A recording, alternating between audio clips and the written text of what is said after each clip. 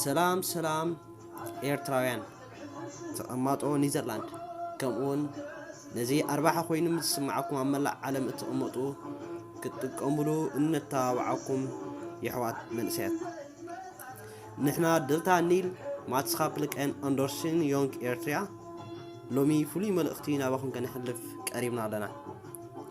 እዚ መልእኽትና ኣድማዕን ጽቡቕን ክኸውን ብዘይ ናይ ህዝቢ ተሳትፎን ብፍሉይ ድማ ናይ መንእሰያት ስልጣኖም ምዃኖም ዘይምፍላጥ ክውን ስለ ዘይከውን ሓበሬታና ብንጹር ናባኹም ከነብሎ መሪፅና ኣለና።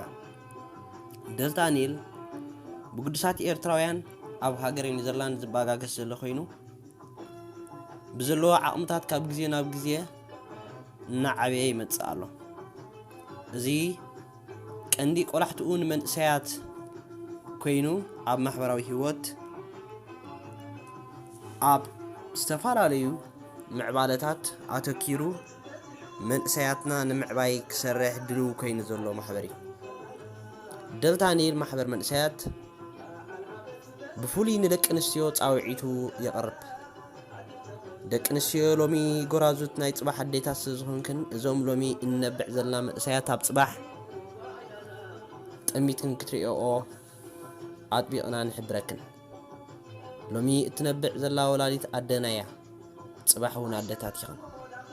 ስለዚ ኣብ ዝሕነት እዚ መንእሰይ ቀዳመ ታራ ክትፃወታ ትኽእላ ንስኽን ኢልና ነቐምጥ።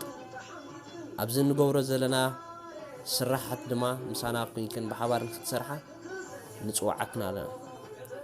ብፍላይ ኣብ መላእ ኒዘርላንድ እትቕመጡ መንእሰያት ነዚ ኣበጊስናዮ ዘለና ናትኩም ስልጣን ምዃኑ ተረዲእኩም ብዝከኣለኩም ክትሰርሑ ደጊምና ንፅዋዓኩም ኣለና። ዝቀደመ ብፕሬቨንሲ ኢትሪክ ጀሚርና እኳ እንተነበርና ምስ ዝነበረ ናይ ቴክኒክ ፀገም ክሳኻዕ ኣይተኸኣለን። ኣብ ካልእ ንክንገብሮ እውን መደብ ኣውፂና ንሱ ከም ዘለዎ ኮይኑ እቲ መደባት እንዳተፃፈፈ እዩ። ኣብ ዝሓፀረ መዓልቲ እውን ብዛዕባኡ ክንዘርግሓልኩም ምዃንና ንሕብር።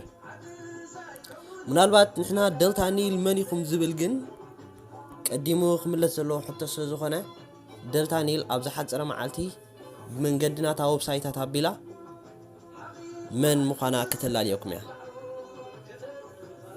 ብሓፈሽኡ ደልታ ኒል ኣብ ድሕነት መንእሰያት ትሰርሕ ምዃና ግን ኩላህና ክርዳእና ይግባእ።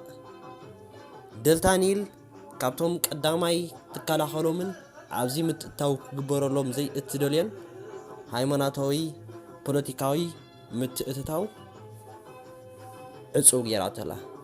እዚ ኣብ ማሕበራዊ ህይወት መንእሰያት ለውጢ ንምምፃእ ሰብ ኣብድላይ ኣሚኑ ኣብዚ ማሕበራዊ ግን ናይ ሓባር ስራሕ ምዃኑ እቲ ነቲ ማሕበራዊ ህይወት ዝኣሊ እምበር ነቲ ፖለቲካ ዘድሊ ጎስጓሳት ትገብር ከም ዘይኮነት ኣቐዲምና ነተሓሳስብ።